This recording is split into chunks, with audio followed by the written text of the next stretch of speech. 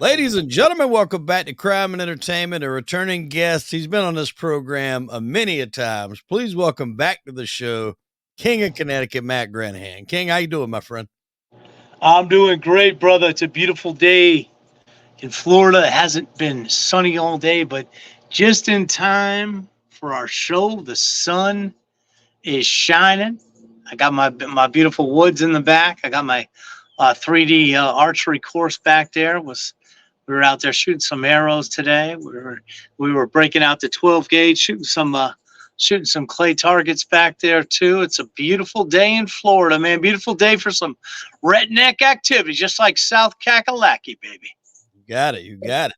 Now, one of the last times you were on, we had a very good episode, a lot of good feedback off that. Controversial episode because we were talking about the Vince McMahon sex scandal.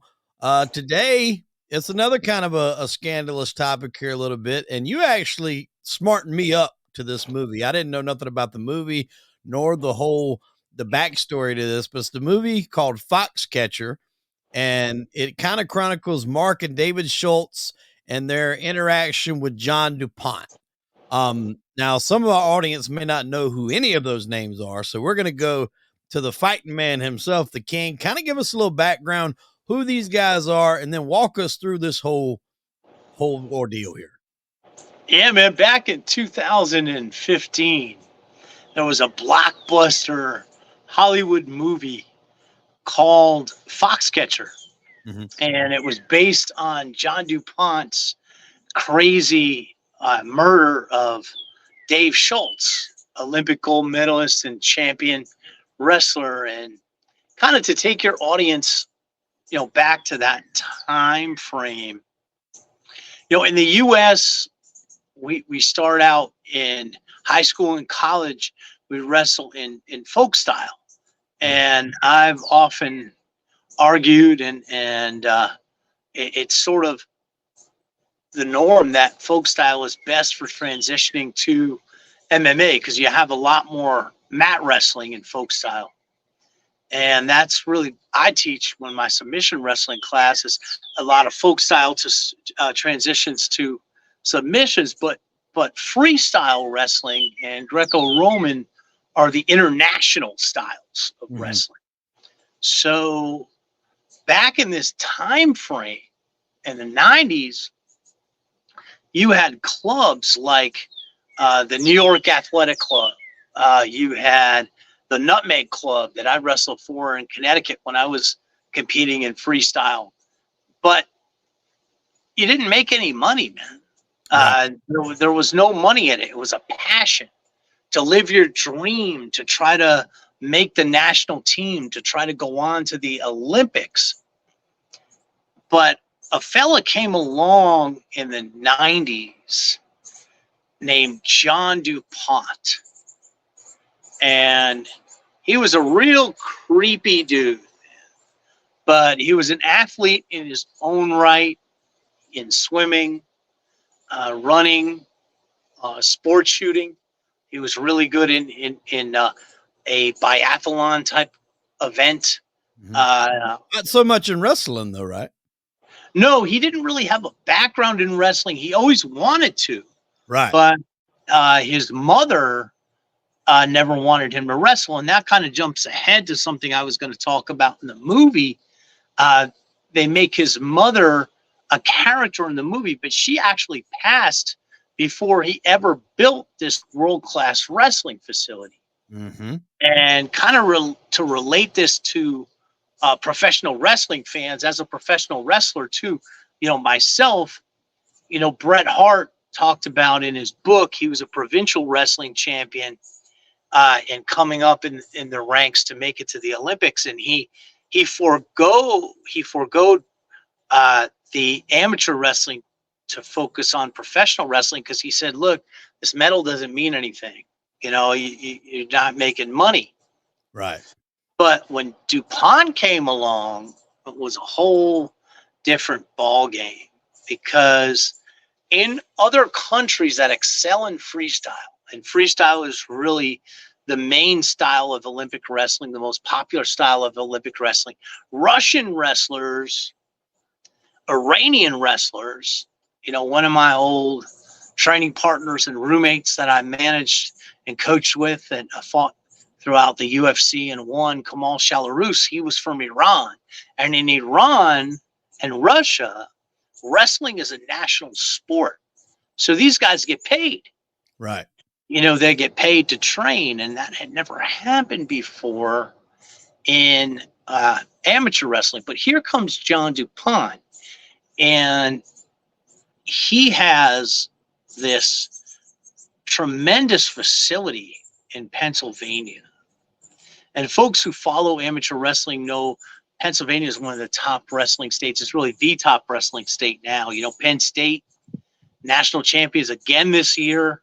Mm-hmm. They have the top dynasty. They're really the top team in any sports as far as notoriety and national and world championships.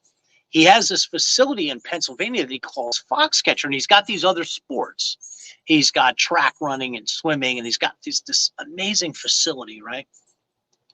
And he builds this lavish wrestling room, and he starts paying wrestlers to train for the national trials, for the Pan Am Games, for the Olympic Games. This has never been done before or seen before in the United States, and he's paying them good salaries. So he's getting the creme de la creme. Yeah, he's getting the best of the best. Yeah, in amateur wrestling. But he's a creepy individual. He loves his nose candy, loves his cocaine. Just like the king, he loves to tip them back, But he doesn't know how to handle his alcohol. Much like the nature boy Ric Flair in that regard. We saw Ric Flair at Paisanos the other day on Cinco de Mayo, stumbling into Paisanos thinking it's a Mexican joint, and spilling drinks on toddlers and peering at people taking poops and wooing in the face of 80-year-old grandmothers. Yeah. But he's that one picture. Looked like he's about to take Flair out back and then have a little shoot match out there. He was getting frustrated with Flair. Well, that'd be elder abuse, in Florida. You don't really want to do something like that. Ric Flair's an older man. And I always say to Rick, and we all know, just to kind of backtrack on a side note, I did steal Wendy. And I did give them back to her because she is 2 cup sizes too small and 40 years too old for this king. Woo! But that is kind of off subject because Ric Flair is a choir boy compared to John Dupont. Right. So John Dupont starts inviting the creme de la creme. And he starts building this club. And it's really the feeder program for Olympic wrestling at that time in the 90s. But there's a lot of bizarre stuff going on and stuff that other folks haven't talked about on their podcast and stuff that I've been privy to being in the amateur wrestling community that maybe folks didn't want to talk about or kind of sidestepped. But for one, we know that ultimately he murdered Dave Schultz in cold blood. But even before that, he pulled his gun out on a couple of occasions in the wrestling room. And when he was angry at wrestlers, he was firing shots into the wall and into the air. He pulled a 12 gauge on his 220-pound wrestler, Danny Shade, because he brought a woman onto the compound. And we'll get into this as we go. John Dupont didn't really like the ladies like Hollywood, myself, Vince McMahon, and the nature boy Ric Flair. He just didn't like the ladies. And we're going to get into some of the creepiness. In that from the other side of the green, you're saying. Yes. He, to use the baseball analogy, he was a switch hitter, perhaps, or perhaps he just played for the other team.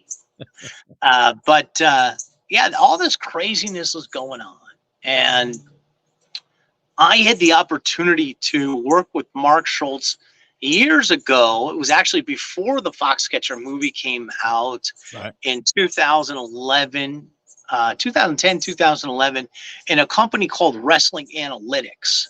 It was run by the Sports Analytics, one of my best friends in the world who's passed on now, RIP, my brother, Laurent Pinchot, and his brother Mitch. And we did breakdowns of techniques with the Wrestling Analytics brand, and Mark was part of that with me, and I got to know Mark a bit, and he was a nice guy, a little out there. He told me at one point, when Dupont was still alive back then, I think he's since passed on, but he was in prison. He said, Matt, they can't get you for breaking into the prison. They get you for breaking out of the prison. They never look for anyone breaking in. He wanted to break into the prison and end DuPont's existence on this planet, which I can't blame him for, because he was so close to his brother. His brother was a mentor. Mark Schultz didn't start wrestling until his junior year in high school, which is unheard of to have that success and be a gold medalist and a world champion, a national champion. He started very late, but he had a great foundation. His foundation was in gymnastics, and gymnastics is really, he didn't know that when he was a gymnast, but he was a champion gymnast before he ever stepped on the wrestling mat. And then under the tutelage of his great coaches and of his brother, who's a legend, Dave Schultz, he became that champion. But very, very bizarre.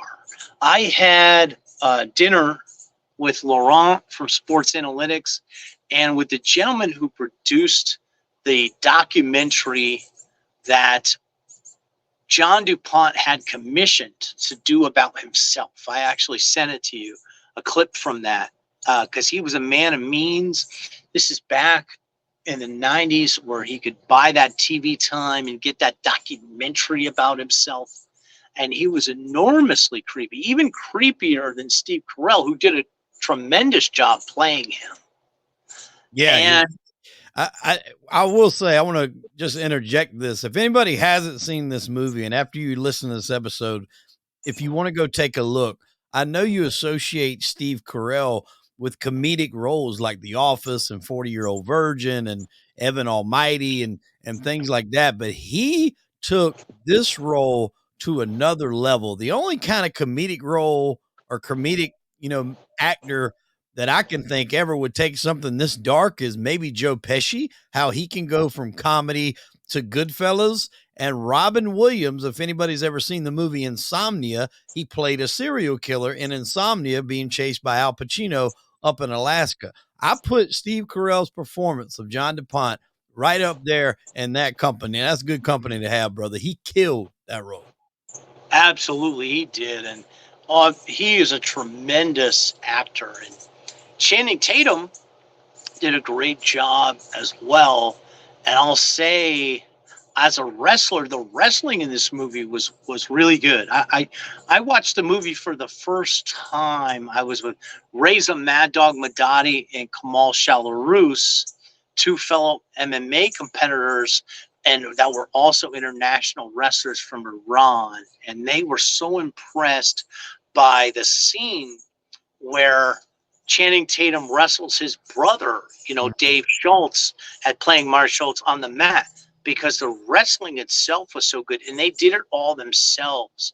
So it's a tremendous movie. Now, just like the Von Erich movies or any movies that are based on a true story, I mentioned how the mother had already passed. Another aspect to this movie is Mark and Dave were never actually wrestling at Foxcatcher together at the same time. And they put them together at the same time for dramatic effect. Right. But the movie was tremendous. It was awesome. But back to the dinner I see, with the Wrestling Analytics, Sports Analytics president Laurent Pinchot, he took me to a dinner with a gentleman who had produced the original documentary that John Dupont commissioned. And this is where the story gets, they allude to it in the movie, but this is where the story gets real creepy. He was telling us about the eagle's nest. And John Dupont called himself the Eagle. That was a nickname he gave himself on the wrestling mat. And in the eagle's nest, he said it was the creepiest thing. He had a disco ball up on the hanging off the ceiling. He had a bark staircase that went up to the eagle's nest, and it was surrounded by bark and a door. And it was the bed where he took his very special wrestlers in the nest. So we're talking about, we get to the team that he played for. And keep in mind, he was giving these guys a ton of coke and money at the time. And that leads me to this next story, something that no one's talked about. Dan Severn and I have talked about it when we used to do our Feast with the Beast shows back 11, 12 years ago, which were our live bar shows. And when that movie first came out, I first started talking to Dan privately and then asking him questions. And he tells a story about being recruited to go out there to the Foxcatcher. And he only spent one day out there. He didn't even spend the night. So that after practice, he was going into the sun, and he's sitting in the sauna. And here comes John Dupont, dressed in high heels with fishnet stockings on that were crotchless. So his kizak and bizzles, to be less offensive to the listener, were hanging out, high heels. He's got red lipstick on, and he comes in arm with Mark Schultz. And he sits down in the sauna with Mark, and he begins to braid Mark's hair. And they certainly alluded to that in the movie. They showed him playing with Mark's hair and doing coke on the plane. And they showed that scene where John comes at night to wrestle with Mark. But that was what was going on here. You had a guy who was a psychopath. And like you say on Seinfeld, hey, there's nothing wrong with that. But he was playing for the other team. And that enhances, the bizarreness of this story. And it's crazy. It's wild. Amateur wrestling doesn't get a lot of great movies. We have Vision Quest and some other movies, the movie Legendary that John Cena starred in, the WWE films put out. And there have been some other good ones. Hadley's Rebellion is a fantastic amateur wrestling movie that I used to show to teams when I was coaching them. When I was coming up, we watched Vision Quest, and I said, Hadley's Rebellion is even better. It's even better. We don't have a lot of movies, but this movie, oh, man, it is tremendous. And this story, there's so many layers to it. And being crime and entertainment, here you have this billionaire that is able to get the top wrestlers in the country under his thumb. I mean, it just shows you, it's an illustration of what money, drugs, and power bring to the table, Hollywood. Oh, absolutely. Did his brother have an inkling that maybe something more was going on than was supposed to, that there was possible some stuff off the mat, if you will, going on? Because in the movie, they allude to that. He kind of is like, why is this guy doing this? Why is he, taking such an interest in you? Did he know anything was going on in the real world here? Yeah, I can tell you a story about Dave that Mark told me, and it was confirmed by the producer of John Dupont's documentary. And that was that when they were producing the documentary, Dave had to sit there and say that John Dupont was his idol, his hero, and his great coach that he inspired him. Now, keep in mind, this got even deeper with Dupont on the wrestling. They were taking him to Russia. He was competing. John Dupont was competing in the seniors veterans freestyle wrestling. You know, he's an older guy. He's an athlete, but he's not a wrestler. Right. They're having some of the top world-class Russian wrestlers. They showed one illustration of it in the movie. Job to him. You know, lose to him because of all the money that he brought to the table. Yeah, he can pay him and beef up that record a little bit, make it look like he's a little bit more stellar than he is. Yeah, he made himself into this international, you know, veterans international wrestling legend himself as a competitor because he was buying the wins. You know, he was getting guys to job to him. Crazy story, crazy movie, man.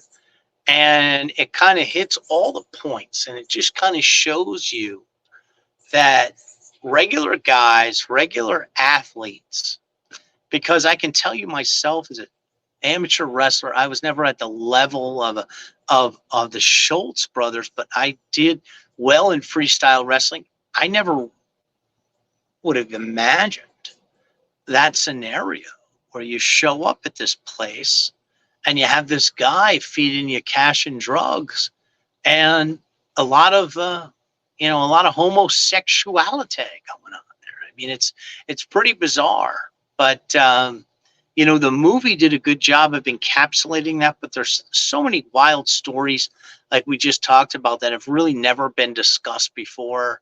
And it's crazy. It's wild, man. Now, in the movie, he tries to evade arrest, but is quickly apprehended. I don't think in real life that actually happened that way. Wasn't there kind of a standoff with police in his mansion? Yeah, they didn't cover that in the movie. There was an extended standoff because DuPont didn't just have a tremendous arsenal. He also had tanks out there on his facility. And there was a standoff with the local police there, and he I don't know how it ended up where they ended that standoff, but he did end up going to prison, and he was in prison for quite a long time. He just passed away in the last 10 years or so. When the movie came out, he was still alive, I believe. Okay. And you know what prison he was at? I'm not sure. I'm not sure where he was. You know, they were out in PA, and like I said, Pennsylvania is such a big wrestling state. I think they were outside of, I believe they were outside of Philadelphia somewhere. But we always used to call, you know, being from the Northeast, myself from Connecticut, we used to call it Pennsyltucky because Pennsylvania's got a lot of big rural areas. Mm-hmm. So he was in one of those rural pockets of Pennsylvania. The interesting thing about, like, at least in the real life, he didn't really give a clear-cut answer of why he shot him. Like, was there ever anything coming out as to why he did do the shooting? Well, I can tell you there was a lot of speculation. I understand there's a lot of speculation. That's why I was wondering that you would be the guy to go to. And there was a lot of speculation that he was in love with Dave Schultz. Mm-hmm. And this is that bizarre kind of love triangle type thing. And I can't have in love with Dave Schultz. And who knows, you know, given all the money that was going around, who knows what his relationship was with Dave Schultz. I don't want to speculate. Right. I know there's been a lot of speculation as to what his relationship with Mark was. Mm-hmm. And again, you know, we go back to the story in the sauna with Dan, and a lot of stories from other wrestlers that were out there regarding Mark. But they claim that he was in love with Dave, or that maybe he was angry that Dave was trying to keep him away from his brother Mark. Mm-hmm. But that's all speculation. I mean, this this is wild. I mean, there was never a trial, so we don't really know. I mean, it was pretty clear cut. But the really disgusting aspect is that Dupont had an FBI agent who was his bodyguard, who was in the car with him when he rode up on Dave and shot him. And when the first shot was not fatal, he was just shooting him. It took a few shots for it to be fatal. He was punishing Dave because he was an expert marksman, right? If he wanted the first shot to be fatal, it could have been. That FBI agent could have saved Dave's life, but the FBI agent, he ran away like a scalded child, and it kind of just reinforces what you and I know, following, our world with Cosa Nostra with the FBI. I mean, this guy was a real weasel, a snake in the grass, and ran away in the snow. Can you imagine that? He was armed. He could have saved Dave's life. Yeah. So, awful story. Yeah, and who knows? Dave could have threatened to out some of the stuff that maybe he got his hands on something that could have put Dupont in jeopardy. We'll never know, and it's a unfortunate situation, a tragic situation that I never really heard much about. You told me about, I think there was a documentary you seen, or not documentary, but Chael Sonnen and kind of spoke on it a little bit. Former UFC legend, great fighter, gave us some real memorable moments in the octagon. Shout out to that's why I contacted you. Yeah, because there's a new documentary that was on USA Wrestling page where Chael narrated the story and the documentary, and it kind of mirrored what the movie told. Right. But it left a lot out. And that's why I wanted to do this for you, for Crime and Entertainment, because they never touched on any new stuff. They didn't touch on him pulling the gun on Danny Shade for bringing women over. They didn't talk about this story that Dan Severn has and other guys have about his creepiness, wearing the high heels, the fit, making all these guys so uncomfortable that we're out there training, and the quote unquote Eagle's Nest. Just imagine how I can just tell you, I would have been like Dan. I would have gotten the hell out of there. I would have grabbed my bag and gotten the hell out of there, gotten out of Dodge. I would not have stuck around when all this stuff was going on. But so many guys did, and there's a number. I mean, they were the club for freestyle for the Olympics. And freestyle and Greco during those years. They were dominant beyond every club. Kurt Angle, who all you folks will know from the WWE, he was a Foxcatcher guy. He wrestled for a school called Clarion. At the time he wrestled for them, they were Clarion College. They were really good in wrestling when he was a national champion, and he was part of the Foxcatcher club when he had his Olympic run. I think he left. I think his Olympic run, because that Foxcatcher was a year or two before. Might have been a year maybe before, because I think it was 95. And then he won, but Dave Schultz was his coach. He was a Foxcatcher athlete. So the creme de la creme of wrestlers, all the other clubs that I talked about that I wrestled for freestyle, and guys like Mark Coleman. Coleman came over. All the top guys, the very creme de la creme, came over to Foxcatcher at that point in the 90s because of the money and the drugs. And you think about it, cocaine is a party drug. Yeah.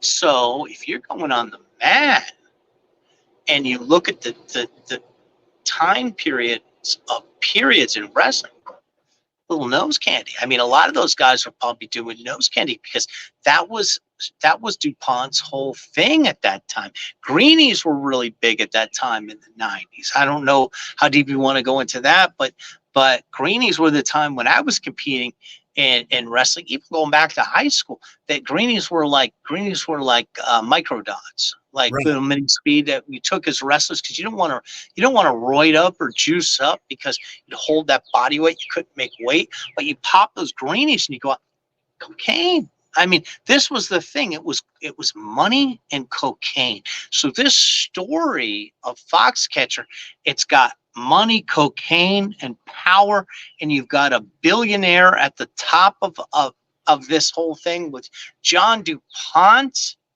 The Dupont family. I mean, Hollywood. This is a crazy story, and I really encourage everybody not only to watch the movie, but to go back and watch the original documentary that John Dupont commissioned to be made on himself, and you can see how Steve Carell nails it in this movie. He is a great actor because obviously he studied Dupont very closely. It's one of those movies, and I won't say this about a lot of movies, but it's one of those movies where, and obviously I knew what happened going into the movie, so that kind of, I may have pre-based it a little bit, but still, he made you uncomfortable just watching that movie. Like anytime he's on screen, you're just not at ease, man. I mean, it's just, and that's a powerful thing for an actor to be able to portray over a film like that. Sometimes I can watch and know a guy's a scumbag and he's going to do dirty stuff,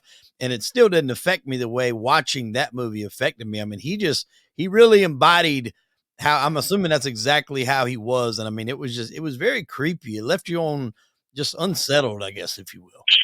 I used to fuck around when that movie came out, when I was coaching wrestling with the guys I was coaching about, and I would act like, I would do my best impression, but I couldn't nail it the way Steve Carell did. But as creepy as Steve Carell was in that movie, if you watch the videos of Dupont, his documentary that he did on himself, he is far creepier. He is one creepy mofo, man.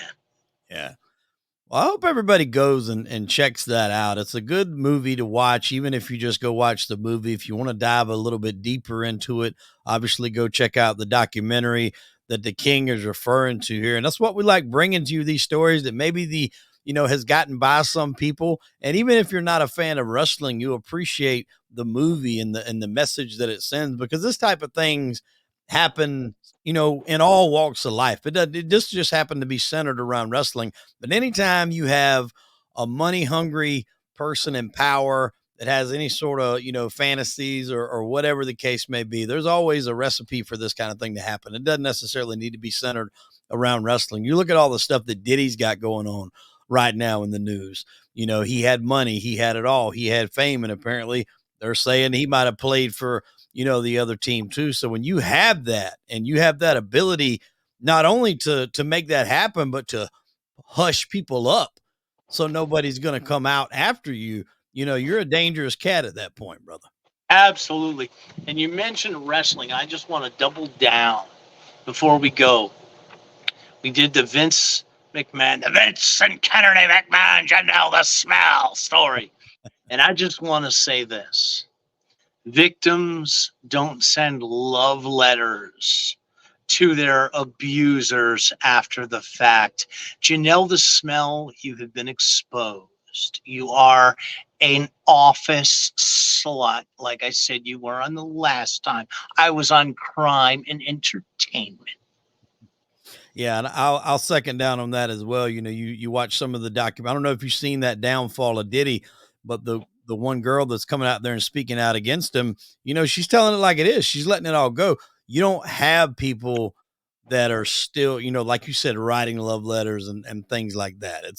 It's not common. So, we'll see what happens with old Vince. I don't think he's gonna have to worry too much. Diddy, on the other hand, Diddy's got some problems, brother, and we'll probably do an episode here on that not too long. Let the case shake out a little bit, and we'll probably bring the King back on and talk a little about the Diddy situation. But I want to tell you, I appreciate you coming on, my brother, and shedding some light on this whole Schultz DuPont scandal that kind of rocked the wrestling world. And hopefully everybody will go take a look at that movie and get a bird's eye view of themselves. Thank you, brother. It's perfect for Crime and Entertainment. It is always a pleasure. Have a great weekend. Happy Mother's Day weekend. And to all the viewers, and enjoy. Salud. Absolutely, my friend. We'll see you next time right on Crime and Entertainment. Thank you.